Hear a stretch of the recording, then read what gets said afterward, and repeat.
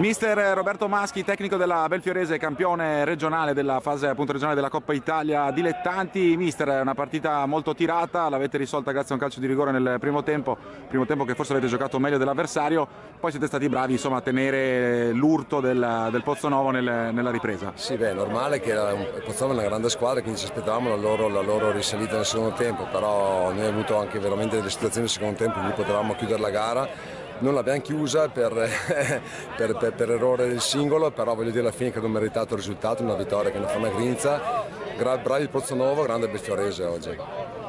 Franco Ballarini, match winner della finale regionale della Coppa Italia dilettanti, con un tuo rigore appunto alla mezz'ora del primo tempo hai risolto questo match difficilissimo. Forse meglio nel primo tempo voi, il Pozzonovo invece vi ha dato filo da torcere nella ripresa, anche se avete avuto delle occasioni per chiuderla magari in contropiede. Comunque una vittoria meritata nel complesso.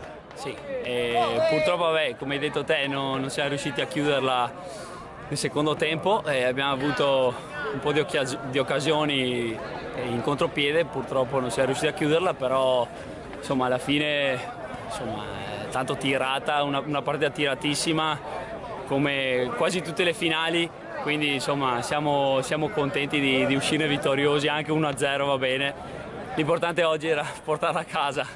Siamo con Carlo Marzolla, direttore sportivo del Pozzonovo al termine della finale regionale di Coppa Italia Dilettanti. Signor Marzolla, è un po' una tradizione negativa per voi con la Coppa, perché già 2 anni fa la perdeste in finale con il Lia Piave. Comunque insomma vi vanno fatti i complimenti perché arrivate sempre in fondo alla competizione.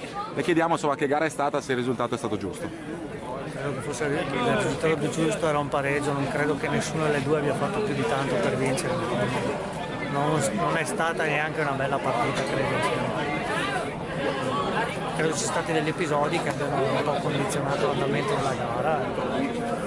Diciamo comunque che nel momento di vostro maggior forcing non avete creato però tantissime occasioni, No, forse? no, non abbiamo creato tantissime occasioni.